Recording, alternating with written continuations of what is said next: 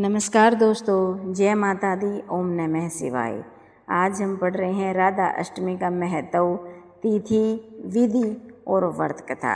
शास्त्रों में श्री कृष्ण की प्राण प्रिया के रूप में वर्णित है। राधा रानी की जन्मतिथि श्री कृष्ण के जन्म के 15 दिन बाद मनाई जाती है, जिन्हें राधा अष्टमी कहते हैं। क्या आप जानते हैं राधा अष्टमी के पर्व का महत्व? इस पर्व को इस नाम से क्यों मनाया जाता है? भाद्रपद माह के शुक्ल पक्ष की अष्टमी को राधा अष्टमी का पर्व मनाया जाता है। इस बार राधा अष्टमी 31 अगस्त 2025 रविवार को है। हिंदू धर्म में राधा रानी के पर्व का अनूठा महत्व है। कहा जाता है कि इसी दिन राधा रानी प्रकट हुई थी। ऐसी मान्यता है कि जिस दिन ब्रजभान जी को एक तालाब के मध्यम खिले कमल के पुष्प के बीच नन्ही राधा जी मिली थी, वह तिथि अष्टमी थी। तभी से अष्टमी तिथि को राधा जयंती का पर्व मनाया जाता है। इस दिन राधा रानी के साथ श्री कृष्ण का भी पूजन होता है। धार्मिक मान्यताओं के अनुसार राधा अष्टमी के दिन व्रत पालन कर राधा कृष्ण की विधि पूर्वक पूजन करने से भगवान श्री कृष्ण प्रसन्न होते हैं और भक्तों को मनोकामनाएं पूर्ण करते हैं। साथ ही इस व्रत के विधिवत पालन से गृहस्थी में सुख, सौभाग्य और समृद्धि की भी वृद्धि होती है। इतना ही नहीं, राधा अष्टमी की तिथि पर मध्यम काल यानी दोपहर के समय श्री कृष्ण और राधा रानी की पूजा करने से अत्यंत लाभकारी माना गया है। अगर आप व्रती हैं तो इस दिन प्रातः काल में उठकर स्नान करें, स्वस्थ वस्त्र धारण करें और पूजा स्थल की साफ सफाई कर लें।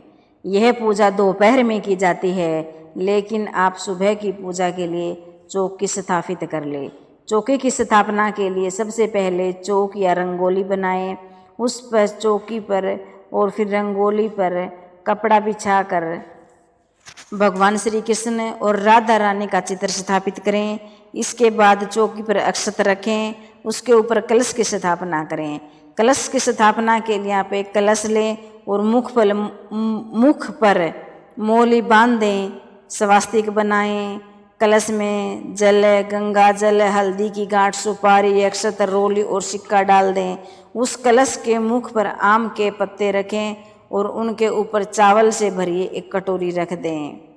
अब भक्तजन आम के पत्तों और चावल से भरी कटोरी पर चंदन रोली लगाएं। इसके बाद कलश पर रखी कटोरी पर राधा श्री कृष्ण की प्रतिमा विराजित करें। अगर आपके घर में लड्डू गोपाल है तो उसका श्रृंगार करें, उन्हें पूजा स्थल पर विराजित करें। साथ में गणपति जी को स्थापित करना ना भूलें, क्योंकि सबसे पहले उन्हीं की पूजा की जाएगी। भगवान गणेश को सुपारी, पान, अक्षत, दुर्वा और पुष्प स्वयं अर्पित करें। सभी प्रतिमाओं की भगवान जी की स्थापना के बाद गंगा जल छिड़कें, चंदन रोली का तिलक लगाएं। इसके बाद आप भगवान श्री कृष्ण और राधा जी को अक्षत, पुष्प, धूप, दीप, मौली समेत संपूर्ण सामग्री अर्पित करें। इस दिन राधा रानी को चढ़ाया जाने वाला भोग भी काफ़ी खास होता है। इसमें दही की अर्शी, पूड़ी, खीर जैसी पकवान शामिल होते हैं। भगवान गणेश जी को बिना तुलसी दल के भोग अर्पित करें। पूजा के अंतिम चरण में भगवान की आरती उतारें और अपनी गलती के लिए क्षमा मांगें। पूजा के बाद सभी लोग घरों में प्रसाद वितरण करें। अगर आप व्रत रख रहे हैं तो पूरे दिन व्रत का पालन करें। हमारी कामना है कि आपकी पूजा फलीभूत हो और राधा कृष्ण की अपार कृपा आप पर सदैव बनी रहे। राधा अष्टमी की पौराणिक कहानी। गोकुल धाम में राधा कृष्ण के साथ निवास करती थी। एक बार जब राधा गोकुल में नहीं थी, तब श्री कृष्ण अपनी सखी विरजा के साथ विहार कर रहे थे। तब राधा जी को इस बात का पता चल गया तो वे क्रोधित हो गई और तुरंत श्री कृष्ण के पास पहुंचकर उन्हें उल्हाना देने लगी। इस घटना को देखकर श्री कृष्ण के मित्र श्री दामा ने राधा जी को पृथ्वी पर जन्म लेने का श्राप दे दिया। राधा जी के इस क्रोध को देखकर विरजा वहाँ से नदी के रूप में चली गई। श्रापित राधा जी ने श्री दामा को राक्षस कुल में जन्म देने का श्राप दे दिया। इस श्राप के परिणाम स्वरूप श्री दामा शंखचूड राक्षस के रूप में जन्मे, जो भगवान विष्णु का अनंत भगत बना। वहीं देवी राधा व्रजभानु जी की पुत्री के रूप में पृथ्वी पर अवतीर्ण हुई, लेकिन वे देवी कीर्ति के गर्भ से नहीं जन्मी।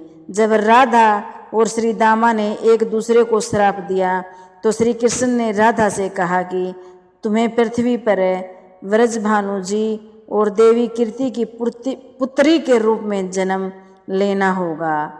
वहाँ तुम्हारा विवाह रामायण नामक वैश्य से होगा, जो वास्तव में मेरा अंशावतार होगा। पृथ्वी पर भी तुम मेरी प्रिया बनकर रहोगी, लेकिन इस रूप में हमें विछोह का दर्द सहना पड़ेगा। इसके बाद देवी कीर्ति गर्भवती हुई और प्रसव के समय योग माया की प्रेरणा से वायु का प्रवेश हुआ और उसी समय देवी राधा कन्या के रूप में प्रकट हुई।